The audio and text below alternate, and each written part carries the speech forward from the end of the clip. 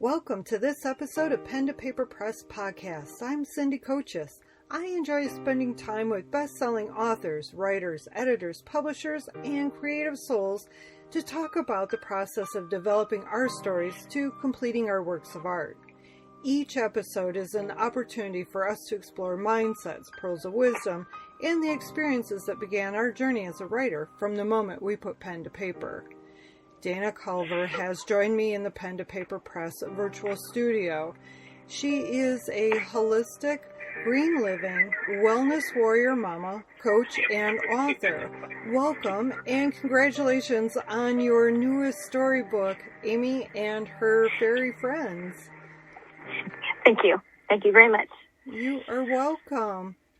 So I have to ask, how many books have you written? I'm only laughing because I was talking about that all morning earlier with my husband. I've written, well, actually, technically 7, but one of them is going to be a pseudonym, but 6. Okay. I've written 6. And 3 of them are nonfiction, and 3 of them are fiction. So. Oh, how fun! Yep. And then is Amy and Her Fairy Friends your first children's book? Yes, it is. It's actually the first of 6. I'm writing a series, and I've actually already started writing the second one, but yes, it's my first one. It was kind of a funky experience at first. I was a little nervous, but I had a lot of fun writing it. It was really, really cool. And I tell you, I mean, I'm the author, but I was actually riveted to my own story, which is really cool. That is I had cool. A lot of fun writing it. That's wonderful when the author is excited and can't wait to turn the page and keep it going. So it'll help make the next books in the series that much more surprising and fulfilling for you. Absolutely. What is your your favorite topics that you like to focus on when you're writing? Well, overall, I am a natural green living writer, storyteller. I like writing both journalistic and stories, fiction. It depends on my mood. It depends on what's going on in my life. It depends on the events going on around me in the world. But my first love, while I love being an educator and a warrior, a wellness warrior, my first love is actually fiction. I've been writing since I was 13. And my very first project, if you want to call it that, was a poem. I was feeling very depressed and overwhelmed by my situation. I had a very rough childhood. And I found myself writing stories constantly, every day, short stories, poems. And I just love writing fiction. I love getting lost in escaping in magical fantasy land. And that is my first love. I mean, it's actually one of the reasons, the main reason, well, next to being a mother, but that's why I wrote Amy and Her Fairy Friends. Sorry, I'm getting a little tongue-tied here. Is that I really love fiction. I love creating magical worlds, and I love creating magical, really groovy characters that are just really sparkly. And I love telling stories. I mean, fact is great, and raising awareness is awesome, but I just like writing stories. So it's actually my first love. It always has been. That sounds wonderful. And you're right, to be able to make up our own, the tale that we want to see, or the tale we want to live, or even the tale that just needs to be told. So how fun. Yep. And how wonderful. Yep. And go ahead. I'm sorry. I didn't talk over you. But yeah, it's my escape. It's actually my mental health self-care. And that's actually the main reason I do write, because while talking, I don't mind it a little bit. Oh, I do kind of mind it. It's not really easy for me to talk voice all the time, but writing is my escape, and it's my favorite form of expression, and it's easiest for me to write, and it's also why I journal. It helps me. It's cathartic, and it's therapy, and it helps me feel a lot better, and I could write all day long. So. Yeah, journaling definitely has its healing properties to it.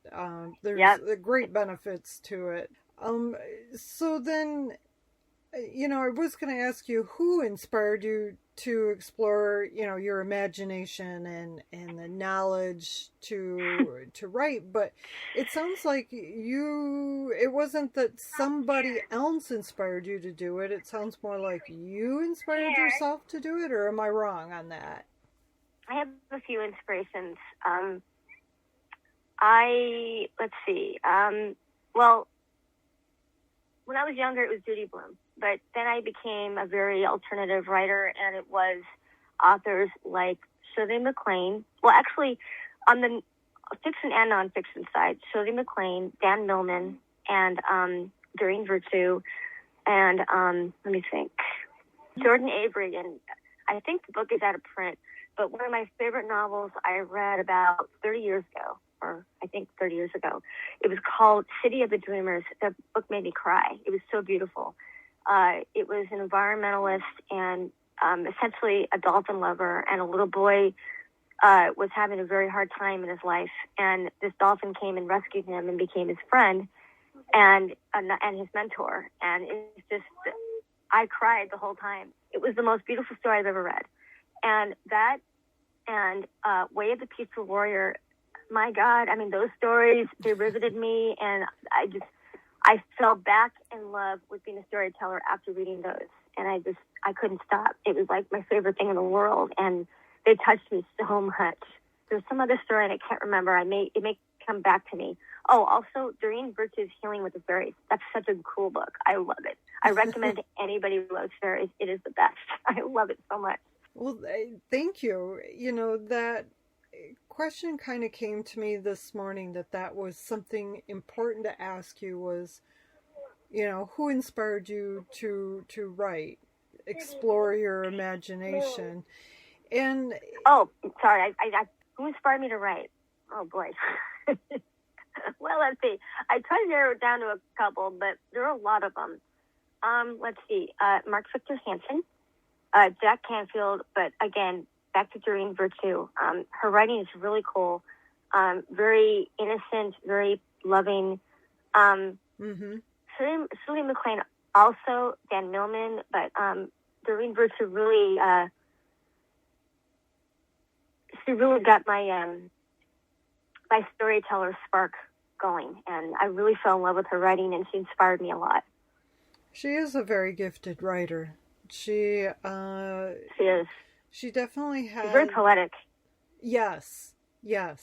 She has a very soothing cadence that just kind of wraps you into her space. Yeah, she's very, very poignant. There were times. Oh, one of the stories that she wrote. I'm trying to remember. I think it was the caring and feeding of indigo children and adults, and her writing it really touched my heart, and it really very childlike. It just inspired me so much, and I think of her often when I write. So let's go back to your children's book. Are you still there? Hey there, it's Cindy. And I wanted to share with you that Dayna and I had a very spotty connection. There were times where she could hear me, but I could not hear her, and vice versa. There was a lot of time where she was unable to hear me. So, as a brilliant improviser, she did speak at points where she knew that I was still recording the conversation, even though I could not communicate with her.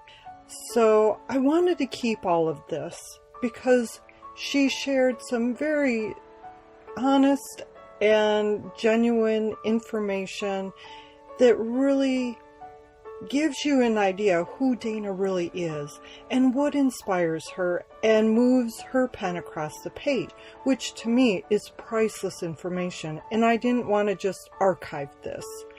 So please enjoy the rest of this podcast episode where her and I definitely were not in communication. It was free flow for her. And I appreciate your patience and understanding that, technological stuff happens and we just wing it. And I truly do want to say thank you, Dayna, for being flexible and creative during this interview. Okay, so I'm going to let you get back to the podcast episode so that you can, hear what Dayna has to say. I guess I'm not talking to myself. I'm probably talking to you and your audience, but I don't know that because I can't hear you. I guess I'll just improvise and until I hear you again. My poetry, my experience comes from Mother Nature. Just being out in nature inspires poems in me, and stories, and I often just feel like writing. And as far as my romance novels, combination of my love for green living and also the romantic in me. It just came to me. And as far as my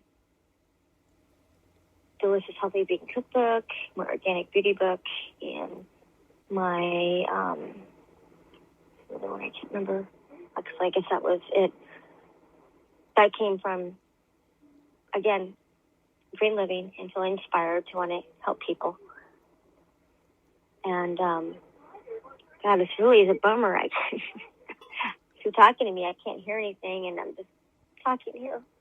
I'm right here. That's the worst thing. Can you hear me at all, Dayna? Hope I hear you soon. I'm right here. Cindy, hello? I'm right here. Cindy? I'm here. Wow. Now my little boy's imitating me, repeating me. Well, okay, so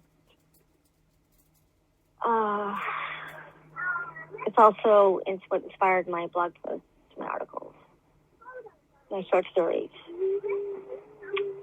I love writing about nature, and I love writing about peace and love and kindness, and also higher consciousness, enlightenment, especially the meditator and a yogini, yoga. I love all things holistic, herbal green. And I wrote Amy and her fairy friends to make an impact on children and their parents, to raise awareness, to protect Mother Earth, and seen through the eyes of a child, which is the best way to tell a story and to convey your thoughts and convey my thoughts. It's the best way to get a story out and raise awareness and spread to everybody, because the children need to be heard. And children have pure hearts, and so they want to help the planet. And Amy and her best friend Jenny, they're now superheroes, and they're helping Mother Earth with the fairies. So that's how that came about, and it's a really beautiful story. Anybody who's a nature lover and a fairy lover will love it. And that was the end of our phone conversation. We tried 3 more times to reconnect, and unfortunately we were unable to hear the other person on the phone. Technology is grand when it works. At the end of my conversation with guests, I always ask them to share what their website is and how people can reach out to them.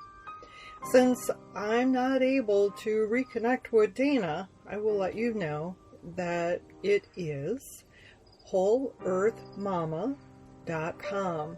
I want to share with you a bit of information I found on the sales page of Amy and her fairy friends children's book. For every 10 copies of Dayna's book that is purchased, she will be donating $10 to help the rainforest and the environment. As she wrote, Mother Earth's lungs need our help. I'd like to say thank you for listening to my conversation with Dayna Colvin. To access her website and purchase her books, visit the show notes page for this episode at pentopaperpress.com/podcast. To receive future episodes in your inbox, subscribe to the Pen to Paper Press newsletter and subscribe to your favorite podcast application. You are invited to share your favorite episodes on social media and with individuals who will resonate with the content. Take care, and until next time, keep your pen to paper and write. Your words have power. Your story matters. Bye for now.